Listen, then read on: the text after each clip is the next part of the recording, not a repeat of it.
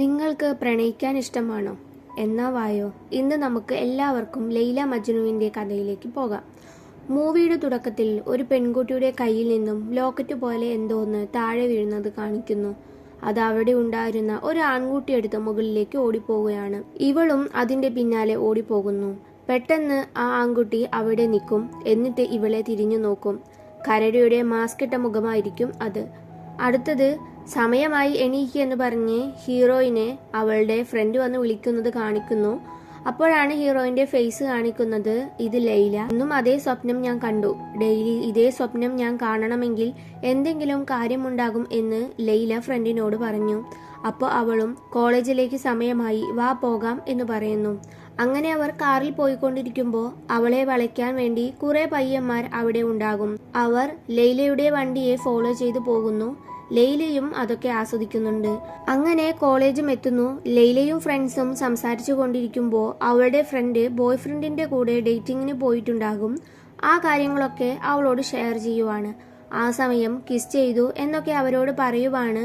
അപ്പോൾ ലൈല അവളോട് എങ്ങനെയാ നിങ്ങൾ റിലേഷൻഷിപ്പിലായേ എന്നൊക്കെ ചോദിക്കും. അപ്പോൾ അവളും ഞാൻ പൗർണമി രാത്രി എൻ്റെ സങ്കല്പത്തിലുള്ള പോലെ ഒരാളെ കിട്ടാൻ വേണ്ടി പ്രാർത്ഥിച്ചു. അങ്ങനെയാണ് എനിക്ക് അവനെ കിട്ടിയത് എന്ന് ലൈലയോട് പറയും. അപ്പോൾ ലൈല അവളുടെ സങ്കല്പത്തിലുള്ള പയ്യനായി നിൽക്കുന്നത് സ്വപ്നം കാണുവാണ്. ഞാനും പോയി പ്രാർത്ഥിക്കും എന്നൊക്കെ പറഞ്ഞ് പൗർണമി ദിവസം പാതിരാത്രി ലൈല അങ്ങോട്ട് പോവുകയാണ്. ഒറ്റയ്ക്ക് പോകാതെ കൂടെ ഓടെ ഫ്രണ്ടിനെയും കൂട്ടിയിട്ടായിരിക്കും പോവുക.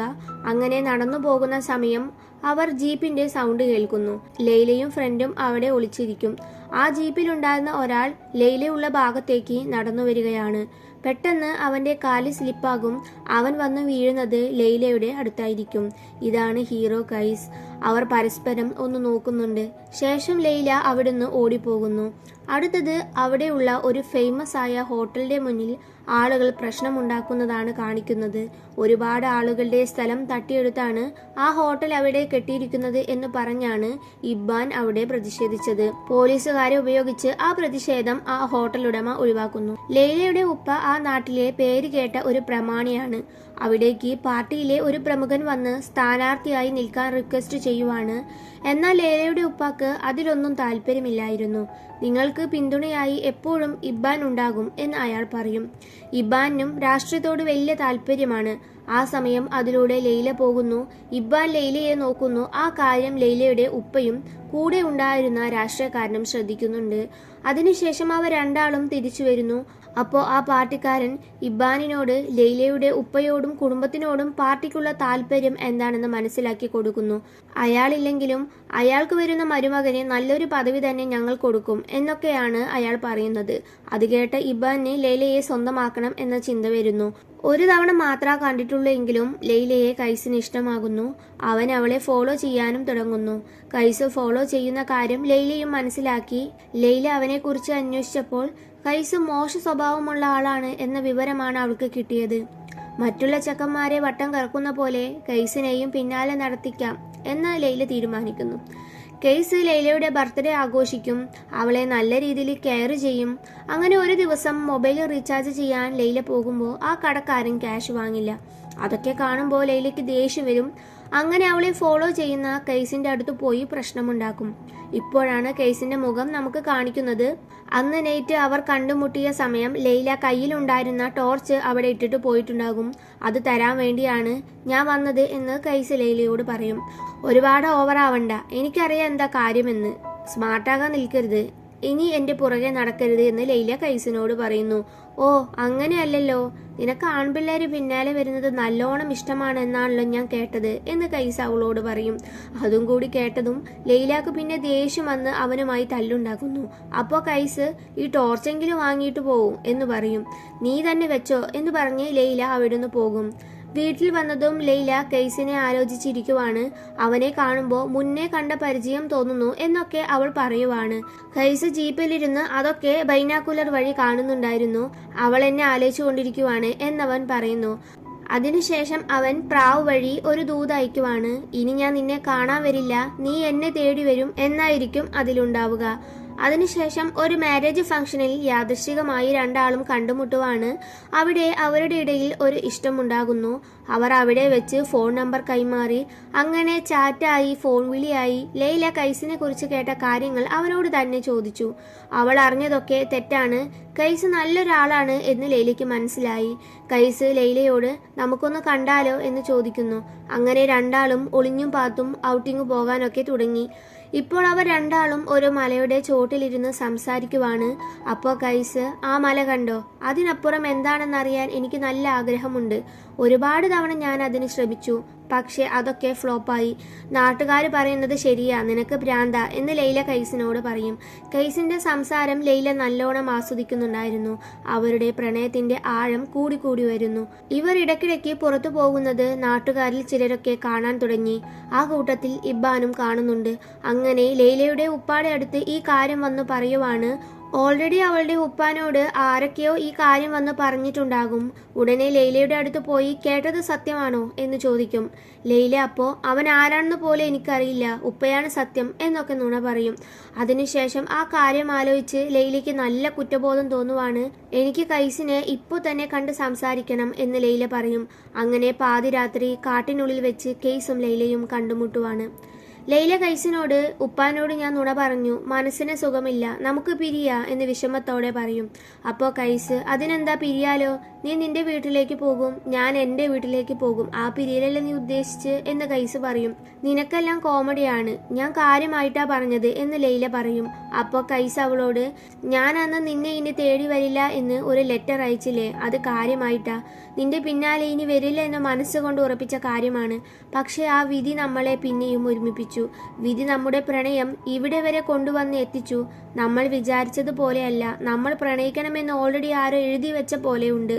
അതുകൊണ്ട് ഈ പ്രശ്നം ഞാൻ സോൾവ് ആക്കാം. നിന്റെ ഉപ്പാടെ സമ്മതം ഞാൻ വാങ്ങിക്കാം. എൻ്റെ ഉപ്പ സമ്മതിച്ചില്ലെങ്കിൽ എന്താ ചെയ്യുക എന്ന് ലൈല ചോദിക്കുമ്പോൾ, ഞാൻ കാല് പിടിച്ചിട്ടാണെങ്കിലും സമ്മതം വാങ്ങും എന്ന് കൈസ് പറയും. അപ്പോഴും സമ്മതിച്ചില്ലെങ്കിലോ എന്ന് ചോദിക്കുമ്പോൾ, അങ്ങനെയാണെങ്കിൽ നമുക്ക് ഒളിച്ചോടി പോകാം, ആ മലയില്ലേ അവിടെ നമുക്ക് നല്ലൊരു ലൈഫ് തുടങ്ങാം എന്നൊക്കെ കൈസ് ലൈലയോട് പറയുവാണ്. അത് കേൾക്കുമ്പോൾ ലൈലയ്ക്കും സന്തോഷമാകും. എന്നാൽ ശരി, നാളെ തന്നെ ഞാൻ നിന്റെ ഉപ്പാനോട് സംസാരിക്കാം എന്ന് കൈസ് പറയുവാണ്. അപ്പോൾ തന്നെ അവിടെ ലൈറ്റ് കത്തുന്നു. ഓൾറെഡി അവിടെ എല്ലാവരും വന്നിട്ടുണ്ടാകും. ലൈലയുടെ ഉപ്പ അവളെ അവിടുന്ന് വലിച്ചു കൊണ്ടുപോകും. കൈസ് അവന്റെ ഉപ്പാനോട് കാര്യം പറഞ്ഞ് സമ്മതം വാങ്ങുന്നു. പിറ്റേ ദിവസം അവർ ലൈലയുടെ വീട്ടിലേക്ക് പെണ്ണ് ചോദിക്കാൻ വരുവാണ്. ലൈലയുടെ ഉപ്പാക്ക് കൈസിന്റെ ഉപ്പയുമായി ഓൾറെഡി പ്രശ്നമുണ്ടാകും. അതുകൊണ്ട് തന്നെ കൈസിന്റെ ഉപ്പാനെ അകത്തേക്ക് വിളിക്കാതെ ഉമ്മറത്ത് നിർത്തി നാണം കെടുത്തി തിരിച്ചയക്കും. അതിനുശേഷം ലൈലയുടെ ഉപ്പ ഇബ്ബാനെ കൊണ്ട് അവളെ കെട്ടിക്കാം എന്ന് തീരുമാനിക്കുവാണ്. കല്യാണ ഒരുക്കങ്ങളൊക്കെ പെട്ടെന്ന് തന്നെ അവിടെ നടന്നു. ലൈലയും ഈ കല്യാണത്തിന് സമ്മതമില്ല, എന്നെ വിടണം എന്നൊക്കെ പറഞ്ഞ് കെഞ്ചുന്നുണ്ട്. എന്നാലും ആരും അത് കേട്ട ഭാവം കൂടി നടിക്കുന്നില്ല. ലൈലയുടെ കല്യാണമാണെന്ന കാര്യം കൈസും അറിയുന്നു. കല്യാണ ദിവസം ലൈലയുടെ വീട്ടിൽ വന്ന് അവളുടെ ഉപ്പാനോട് അവളെ തനിക്ക് കെട്ടിച്ചു തരണം എന്നൊക്കെ പറഞ്ഞ് കെഞ്ചുകയാണ്. നിങ്ങൾക്ക് നിങ്ങളുടെ മകളെ ഇഷ്ടമല്ലേ, ദയവായി സമ്മതിക്കും, ഞങ്ങളുടെ ഇടയിൽ നല്ലൊരു പ്രണയമാണുള്ളത്, എനിക്ക് അവളെ വേണം എന്നൊക്കെ പറഞ്ഞ് കൈസ് കാല് പിടിക്കുന്ന പോലെ പറയുന്നുണ്ട്. അപ്പോൾ ലൈലയുടെ ഉപ്പ, ഞാൻ നല്ലോണം ആലോചിച്ചിട്ടാണ് ഈ തീരുമാനം എടുത്തിട്ടുള്ളത് എന്ന് പറയും. കൈസിന് നല്ല ദേഷ്യം വന്ന് കണ്ണി കണ്ടതൊക്കെ അവൻ അവിടെ വെച്ച് വിളിച്ചു പറയുവാണ്. ആ സമയം അവിടെ ലൈല വരുന്നു. എൻ്റെ ഉപ്പാടെ കാല് പിടിച്ച് സമ്മതം വാങ്ങുമെന്നല്ലേ നീ പറഞ്ഞത്, എന്നിട്ട് നീ ഇപ്പം എന്താ ചെയ്യുന്നത്, ദേഷ്യപ്പെടുവല്ലേ? നിന്റെ സ്വഭാവം ശരിക്കും ഇതന്നെയാണ്. ഞാൻ എന്തായാലും അവനെ തന്നെ കല്യാണം കഴിക്കാൻ തീരുമാനിച്ചു എന്ന് കൈസിനോട് അപ്പോഴുള്ള ദേഷ്യത്തിൽ ലൈല അങ്ങ് പറയുവാണ്.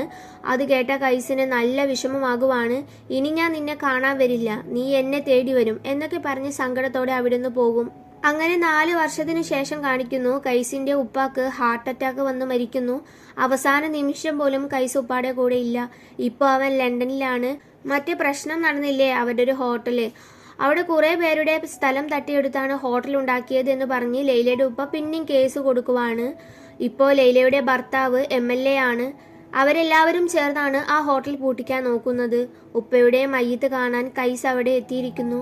കൈസ് ഇപ്പോൾ പ്രണയത്താൽ ഭ്രാന്തനായ എന്നർത്ഥം വരുന്ന മജ്നു ആയിട്ടാണ് അങ്ങോട്ട് വന്നിട്ടുള്ളത്. അവനെ കണ്ടതും എന്താ നീ ഇങ്ങനെ ഇരിക്കുന്നേ എന്ന് അവന്റെ സിസ്റ്റർ ചോദിക്കുവാണ്. ഒന്നും വെറുതെ വിടുമോ എന്ന് ദേഷ്യത്തോടെ അവൻ തിരിച്ച് സംസാരിക്കും. സ്വത്ത് ഭാഗം വെച്ച് നീ എങ്ങോട്ടാ വെച്ച പൊയ്ക്കോ എന്ന് അവർ പറയുന്നു. അപ്പോൾ മജ്നുവും എനിക്കൊന്നും വേണ്ട, നിങ്ങൾ എടുത്തോ എന്ന് പറയും. സ്വത്തിനു വേണ്ടിയുള്ള അവന്റെ സിസ്റ്ററുടെ കാട്ടിക്കൂട്ടലാണത് എന്നവന് മനസ്സിലായിരുന്നു. അങ്ങനെ അവന്റെ ഉപ്പയുടെ മയ്യത്ത് കബറെടുക്കുവാണ്. ഭയങ്കര സങ്കടത്തോടെ മജ്നു കരഞ്ഞുകൊണ്ടിരിക്കുന്നു. അതിനുശേഷം അവന്റെ ഫ്രണ്ട്സ് അവനെ ഒന്ന് റിലാക്സ് ആക്കാൻ ഒരു കോഫി ഷോപ്പിലേക്ക് കൊണ്ടുപോവുകയാണ്. പെട്ടെന്ന് അവന്റെ ഫ്രണ്ട്സ് പരസ്പര ബന്ധമില്ലാതെ ഓരോന്ന് കാട്ടുവാണ്. അവർ അവിടെ ലൈലയെ കണ്ടിട്ടുണ്ടാകും. അവരുടെ പെരുമാറ്റത്തിൽ നിന്നും ലൈല അവിടെ ഉണ്ട് എന്ന കാര്യം മജ്നുവിന് മനസ്സിലാകുന്നു. അവൻ എന്തോ പോലെയായി പെട്ടെന്ന് തന്നെ അവിടെ നിന്ന് ഓടിപ്പോകുന്നു. അടുത്തത് ലൈലയുടെ വീട് കാണിക്കുന്നു.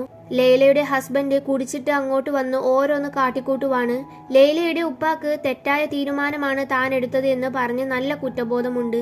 മജ്നു വന്നത് ലൈല അറിഞ്ഞു. അവനെ എങ്ങനെയെങ്കിലും ഒന്ന് കാണണം എന്നവൾ അവളുടെ ഫ്രണ്ടിനോട് പറയുമ്പോൾ അവളുടെ ഫ്രണ്ട് പറയും, അവൻ ഇത്രകാലം ലണ്ടനിലായിരുന്നു, നിന്നെ അവന് ഓർമ്മ പോലും കാണില്ല, എല്ലാ കാര്യവും മറന്നിട്ടുണ്ടാകും എന്ന് പറയും. ഓടി വന്ന മജ്നു വഴിയിൽ വീണു കിടക്കുന്നത് അവന്റെ ഫ്രണ്ട്സ് കാണുന്നു. എന്നിട്ട് അവിടെ നിന്നും അവനെ കൊണ്ടുപോയി ട്രീറ്റ്മെന്റ് കൊടുക്കും. ലൈലയെ കാണാൻ പോകണം എന്നൊക്കെ പറഞ്ഞ് മജ്നു ഷേവ് ചെയ്ത് സുന്ദരനായിരിക്കുവാണ്. എന്നിട്ട് അവന്റെ ഫ്രണ്ടിനോട് ഞാൻ ലൈലയെ കാണാൻ പോകുക എന്ന്, എന്നെ കാണാൻ ഭംഗിയുണ്ടോ എന്ന് ഒരുപാട് സന്തോഷത്തോടെ ചോദിച്ചുകൊണ്ടിരിക്കുകയാണ്. ആ സമയം അവിടെ ലൈല വന്നിട്ടുണ്ടാകും. ലൈല അവന്റെ പിന്നാലെ ഉണ്ട് എന്നറിഞ്ഞതും അത്രത്തോളം സന്തോഷത്തിൽ അവൻ തിരിഞ്ഞു നിന്ന് ലൈല എന്ന് വിളിക്കുവാണ്. അത് കേട്ടതും ലൈല പൊട്ടിക്കരയും. എന്നിട്ട് അവിടുന്ന് വേഗം തിരിച്ചു വന്ന് അവളുടെ ഫ്രണ്ടിനോട് നീ എന്താ പറഞ്ഞ്, അവൻ എന്നെ മറന്നിട്ടുണ്ടാകുമെന്നല്ലേ, എന്നിട്ട് ഇപ്പോഴോ അവന്റെ കോലം കണ്ട് എനിക്ക് സഹിക്കാൻ കഴിയുന്നില്ല എന്ന് പറയും. വീട്ടിൽ വന്നിട്ടും ലൈല മജ്നുവിന്റെ അവസ്ഥ ആലോചിച്ച് സങ്കടപ്പെടുവാണ്. അതിനുശേഷം ഇടയ്ക്കിടയ്ക്ക് മജ്നു ലൈലയെ കാണാൻ പോകും. ഒരു ദിവസം മജ്നുവിനെ വിളിച്ച് നമുക്ക് ദൂരെ എങ്ങോട്ടെങ്കിലും പോയി ജീവിക്കാം എന്ന് ലൈല പറയും. അത് കേട്ടതും മജ്നു ഞങ്ങൾ പോകുവാണ് എന്നൊക്കെ പറഞ്ഞ് സാധനങ്ങളൊക്കെ എടുത്തു വെക്കുവാണ്. ലൈലയും അവന്റെ കൂടെ പോകാൻ വേണ്ടി വീട്ടിൽ നിന്നും പുറത്തിറങ്ങാൻ നിൽക്കുമ്പോൾ അവിടെ ഇബ്ബാൻ ഇരിക്കുന്നുണ്ടാകും. എങ്ങോട്ടാ നീ പോകുന്നത് എന്ന് എനിക്കറിയാം, നീ പോകുന്നത് എനിക്കൊന്ന് കാണണം എന്ന് പറഞ്ഞ് അവളെ ഇട്ടടിക്കുവാണ്. ലൈലയ്ക്ക് നല്ലോണം ദേഷ്യം വരുവാണ്. നീ എന്നോട് ചെയ്തതിന് നിന്നെ ഞാൻ കോടതി കയറ്റും എന്നൊക്കെ പറഞ്ഞ് അവൾ അവനോട് ചൂടാകും. മജ്നു അവിടെ ലൈലയ്ക്ക് വേണ്ടി കാത്തിരിക്കുവാണ്. അവൾ അവിടേക്ക് വരുന്നുണ്ട്. അവളെ കണ്ടതും വാ നമുക്ക് എങ്ങോട്ടെങ്കിലും പോകാം എന്ന് മജ്നു അവളോട് പറയും. കുറച്ചുകൂടി കാത്തിരിക്കെ, ഇബ്ബാൻ ഡൈവേഴ്സ് തരാമെന്ന് പറഞ്ഞിട്ടുണ്ട് എന്ന് ലൈല അവനോട് പറയും. അത് കേട്ടതും മജ്നു ഇനിയും കാത്തിരിക്കണം എന്ന് ആലോചിക്കുവാണ്. ഡിവേഴ്സ് ആവാൻ ഒരുപാട് സമയമെടുക്കില്ലേ എന്ന് മജ്നു ചോദിക്കും. അപ്പോൾ അവളും ആ സമയമൊക്കെ നമുക്ക് പ്രണയിക്കാം എന്ന് പറയും. ഇബ്ബാൻ അന്ന് വീട്ടിലുണ്ടായ കാര്യങ്ങളൊക്കെ ആലോചിച്ച് മൂക്കുമുട്ടെ കുടിച്ച് വണ്ടി ഓടിച്ചു പോകും. അങ്ങനെ ആക്സിഡന്റായി ഇബ്ബാൻ അവിടെ മരിക്കുന്നു. ഇബ്ബാൻ മരിച്ചത് മജ്നുവിന്റെ ഫ്രണ്ട് അവനോട് പറയുവാണ്, ഇനി ഒരുപാട് കാത്തിരിക്കണ്ടല്ലോ, ലൈല എത്രയും പെട്ടെന്ന് നിന്റെ സ്വന്തമാവാൻ പോകുവാണ് എന്ന് മജ്നുവിന്റെ ഫ്രണ്ട് പറഞ്ഞതും ഒരു സംശയത്തോടെ അവൻ ഓക്കെ ആകുവാണ്. ഇബ്ബാൻ മരിച്ച ദിവസം തന്നെ ആരും കാണാതെ ലൈല അവിടുന്ന് മജ്നുവിന്റെ അടുത്തേക്ക് പോകാൻ നിൽക്കുന്നു. ആ സമയം അവളുടെ ഉപ്പ അങ്ങോട്ട് വരുന്നു. നിന്നെ ഞാൻ തടുക്കാനൊന്നും പോകുന്നില്ല, നിന്റെ തീരുമാനങ്ങളാണ് ശരിയെന്ന് എനിക്ക് മനസ്സിലായി. പക്ഷെ ഇപ്പോൾ നീ പോയാൽ ഈ കുടുംബം എല്ലാവരുടെയും മുന്നിൽ നാണം കെടും. 1 മാസത്തിന് ശേഷം നിങ്ങളുടെ കല്യാണം ഞാൻ നടത്തിത്തരാം എന്ന് അവളുടെ ഉപ്പ പറയും. എനിക്ക് നിങ്ങളുടെ ഒരു കാര്യവും കേൾക്കണ്ട, എന്നെ തടയണ്ട, നിങ്ങളെ ആരെക്കുറിച്ചും ഞാൻ ഇനി ആലോചിക്കില്ല എന്നൊക്കെ പറഞ്ഞ് ലൈല അവിടെ നിന്ന് ഇറങ്ങുന്നു. ലൈലയ്ക്ക് വേണ്ടി മജ്നു അവിടെ കാത്തു നിൽക്കുവാണ്. അവൾ വരുമോ എന്ന സംശയം അവന്റെ ഉള്ളിൽ എപ്പോഴും ഉണ്ട്. ലൈല അങ്ങോട്ട് വന്ന് മജ്നുവിനെ കെട്ടിപ്പിടിക്കുന്നു. 1 മാസം കഴിഞ്ഞ് നിന്റെ കൂടെ പോയാൽ മതി എന്ന് ഉപ്പ പറഞ്ഞു. അതുപോലെ നമുക്ക് ചെയ്താലോ? നിന്റെ തീരുമാനം എന്താ എന്ന് ലൈല ചോദിക്കുമ്പോൾ മജ്നു ഭ്രാന്തമായൊരു ചിരിച്ചിരിച്ച് ശരി, അതിനെന്താ, 1 മാസമല്ലേ, അങ്ങനെ തന്നെ ചെയ്യാം എന്ന് പറയും. 1 മാസം അവന് വലിയൊരു കാത്തിരിപ്പായിട്ടാണ് തോന്നുന്നത്. അടുത്തുണ്ടായിട്ടും അവളെ എനിക്ക് കാണാൻ പറ്റുന്നില്ലല്ലോ എന്നൊക്കെ മജ്നു വിചാരിക്കുവാണ്. അവന്റെ ആറ്റിറ്റ്യൂഡ് കണ്ടിട്ട് കൂടെ ഉണ്ടായിരുന്ന ഫ്രണ്ട് മലയുടെ അടുത്തുള്ള വീട്ടിലേക്ക് പോയാലോ എന്ന് മജ്നുവിനോട് ചോദിക്കുവാണ്. അതൊരു റിലാക്സ് ആകും എന്ന് അവനും വിചാരിക്കുന്നു. അങ്ങനെ രണ്ടാളും അങ്ങോട്ട് പോകുവാണ്. അവിടെ ശരിക്കും കൂടെ ലൈല ഉള്ളതുപോലെ മജ്നുവിന് തോന്നുവാണ്. അവൾ തന്റെ കൂടെ ഉണ്ട് എന്ന ചിന്തയിൽ അവൻ അവിടെ ജീവിക്കുവാണ്. ലൈലയുടെ ഉപ്പ അവരുടെ ഹോട്ടലിന്റെ മേലെ കൊടുത്ത കേസ് പിൻവലിച്ചു എന്ന കാര്യം അവർ അറിയുന്നു. അപ്പോൾ മജ്നുവിനോട് എന്നാ നമുക്ക് നാട്ടിലോട്ട് പോകാം എന്ന് അവന്റെ ഫ്രണ്ട് ചോദിക്കുമ്പോൾ മജ്നുവിന് വലിയ സന്തോഷമൊന്നുമില്ല. അവൻ അവിടുന്ന് പോകാൻ തീരെ താല്പര്യം കാണിക്കുന്നില്ല. എന്നാൽ നീ ഇവിടെ നിൽക്ക്, ഞാൻ നാട്ടിലേക്ക് പോയിട്ട് വരാം എന്ന് പറഞ്ഞ് കൂടെ ഉണ്ടായിരുന്നവൻ അവിടുന്ന് പോകുന്നു. മജ്നു ആ മലയിലേക്ക് പോയി. പിന്നെ അവനെ കണ്ടിട്ടില്ല എന്ന വാർത്തയാണ് ലൈലയും മജ്നുവിന്റെ ഫ്രണ്ട്സും അറിയുന്നത്. അത് കേട്ട് ലൈല നിലവിളിച്ച് കരയുവാണ്. ലൈലയും ബാക്കിയുള്ളവരും അവനെ തിരഞ്ഞു നടക്കുവാണ്. മജ്നു അവിടെ മലയ്ക്കപ്പുറം അവന്റെ കൂടെ ഉള്ളതുപോലെ തോന്നുന്ന ലൈലയുമായി അവൻ ആഗ്രഹിച്ച പോലെയുള്ള ജീവിതം ജീവിച്ചു കൊണ്ടിരിക്കുവാണ്. നാട്ടുകാരൊക്കെ ഇവൻ ഭ്രാന്തനാണെന്ന് പറഞ്ഞ് ഓടിപ്പിക്കും. അവരെ പേടിച്ച് മജ്നു അവിടുന്ന് ഓടുന്നു. അവസാനം ആ മലയുടെ മുകളിൽ നിന്നും താഴെ വെള്ളത്തിലോട്ട് വീഴും. അവൻ കണ്ണു തുറക്കുമ്പോൾ വീട്ടിലാണുള്ളത്. അവന്റെ പ്രിയപ്പെട്ടവരെല്ലാവരും അവിടെയുണ്ട്. മോശമായ ഒരവസ്ഥയിലാണ് മജ്നു.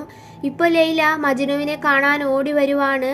അപ്പോ അവർ നിന്റെ ലൈല വന്നിട്ടുണ്ട് എന്ന് പറയുമ്പോ ലൈലയോ, എനിക്കറിയില്ലേ ലൈലയെ, ഇത് ലൈല ആണെങ്കിൽ അതാരാ എന്നൊക്കെ നാലുപുറം ചൂണ്ടിക്കാണിച്ചുകൊണ്ടിരിക്കുവാണ് മജ്നു. മജ്നു ശരിക്കും ലൈലയിൽ അലിഞ്ഞു ചേർന്നിരിക്കുവാണ്.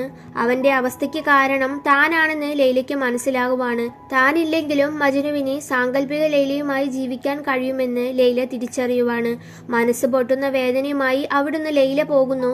ലൈല അവളുടെ വീട്ടിലിരുന്ന് ഇത് തന്നെ ആലോചിക്കുവാണ്. അവസാനം മജ്നു ഒരു ലെറ്റർ കൊടുത്തിട്ടുണ്ടാകുമല്ലോ, ഞാൻ നിന്നെ തേടി വരില്ല, നീ എന്നെ തേടി വരണമെന്ന്. ആ എഴുത്ത് കയ്യിൽ പിടിച്ച് അവൾ എന്നേക്കുമായി ഈ ലോകത്തോട് വിട പറയുവാണ്. മയ്യത്ത് ഖബറടക്കിയ ശേഷം മജ്നുവിനോട് ഫ്രണ്ട്സ് ലൈല മരിച്ചു എന്ന് പറയും. അത് കേട്ടതും അങ്ങോട്ട് ഓടിപ്പോകുവാണ്. അങ്ങനെ ഓടി വരുന്ന സമയം കാല് തട്ടി ലൈലയുടെ ഖബറിലെ കല്ലിൽ തലയിടിച്ച് മജ്നു അവിടെ അടുത്തു വീഴുവാണ്. ലൈല എന്ന് മജ്നു വിളിക്കുന്നുണ്ട്. അപ്പോൾ അവന്റെ സാങ്കല്പിക ലോകത്തിലെ ലൈല അവനെ വിളിച്ചുകൊണ്ടിരിക്കുവാണ്. അവിടെ വെച്ച് മജ്നു മരിക്കുന്നു. അടുത്തത് ലൈല ഇടയ്ക്കിടയ്ക്ക് ലോക്കറ്റ് എടുത്ത് ഓടുന്ന ഒരു ആൺകുട്ടിയെ സ്വപ്നം കാണാറില്ലേ, അത് മജ്നു ആണെന്ന് കാണിക്കുന്നു. സ്വർഗത്തിൽ അവർ ആഗ്രഹിച്ച പോലൊരു ജീവിതം അവർ ജീവിക്കുവാണ് എന്ന് കാണിച്ചുകൊണ്ട് ഈ മൂവി അവസാനിക്കുന്നു. മൂവി നിങ്ങൾക്ക് ഇഷ്ടപ്പെട്ടിട്ടുണ്ടെങ്കിൽ എന്തായാലും എൻ്റെ ചാനലൊന്ന് ലൈക്ക് ചെയ്യുക, ഷെയർ ചെയ്യുക, സബ്സ്ക്രൈബ് ചെയ്യുക. നിങ്ങൾ ആരെങ്കിലും പ്രണയിക്കുന്നുണ്ടെങ്കിൽ അതൊന്ന് കമൻറ്റ് ചെയ്യാനും മറക്കരുത്. Thank you.